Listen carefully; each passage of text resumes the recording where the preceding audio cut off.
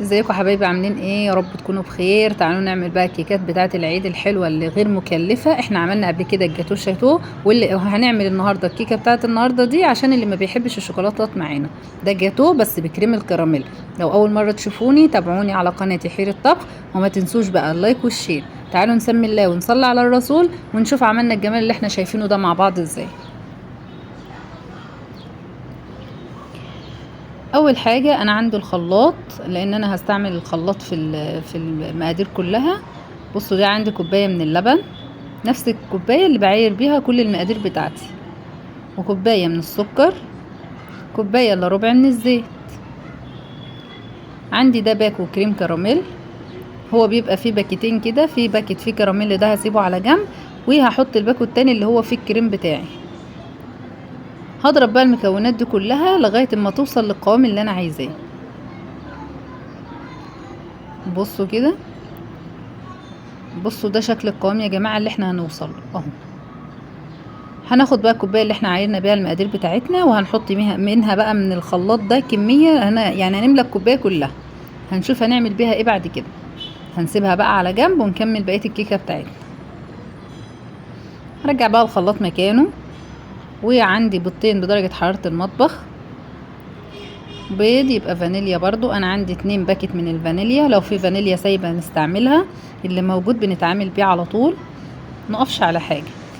دي عندي معلقه من الخل، والخل هنا دي فايدته ان هو محسن كيك. هنضرب بقى المكونات دي مع بعضها تاني في الخلاط لغايه ما تعمل لي الفوم بتاعي اللي احنا هنشوفه دلوقتي. شايفين الفوم ده يا جماعه؟ هجيب بقى المكونات الجافه، عباره عن دي كوبايه ونص من الدقيق، دي جميع الاغراض طبعا، او دي الحلويات.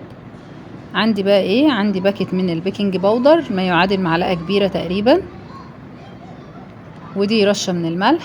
والمكونين دول يا جماعه احنا ممكن نستغنى عنهم لو مش موجودين، هما بيعززوا الطعم. لو مش موجودين مش هنحطهم خلاص، ويديني نفس النتيجه. معلقه كبيره من النشا و2 معلقه من لبن البودره.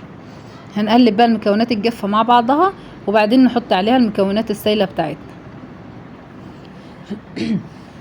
هنقلبهم بقى مع بعض لغايه ما نوصل للقوام الكيك اللي احنا عارفينه، لا هو تقيل ولا هو خفيف. طيب لو احنا عندنا الدقيق بيستقبل سوائل مفيش مشكله، نزود من ربع لنص كوبايه لبن لغايه ما نوصل للقوام ده. لو هو ظبط معانا خلاص كده تمام. هنجيب بقى الصينيه بتاعتنا وندهنها زيت، ونفضي الخليط بتاعنا فيها. وطبعا انا مشغله الفرن قبلها دلوقتي، يعني هي تخش فرن ساخن على درجه حراره 180. لازم اخبط الصينيه الخبطات اللي انتوا شفتوها دي عشان لو فيها اي فراغات تطلع منها.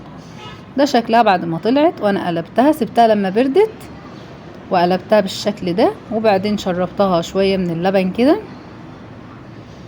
ده بقى اللي احنا ايه اللي سيبناه قبل كده، قلنا هنسيبه على جنب. هو ده الكريم بتاعنا اهوت، هندهن بيه بقى الوش بتاعنا. بعدين ده عندي كيس الكراميل يا جماعه، هزين بيه الكيكه بتاعتنا اهو.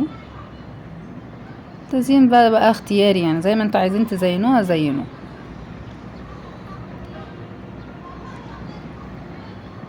هجيب بقى خله او سكينه رفيعه، وابتدي بقى ايه خطوط رايح جاي كده عشان تعمل لنا شكل الزجزاج اللي احنا شايفينه ده. هدخلها التلاجة لمده نص ساعه، وابتدي اقطعها معاكم. ده شكلها يا جماعه، والتقطيع ده على حسب الرغبه طبعا. تعالوا بقى نشوف شكلها من جوه عامل ايه. ما شاء الله، حاجه جميله. شايفين قوام الكيك يا جماعه وسمكه حاجه كده بجد تحفه، واللبن مديها طراوه، والكريم كراميل موديها بصوا في سكه تانية كده. ده جاتوه من الاخر. يا رب الفيديو يكون عجبكم، ومتنسوش اللايك والشير ومتابعة عشان يوصل لكم كل جديد.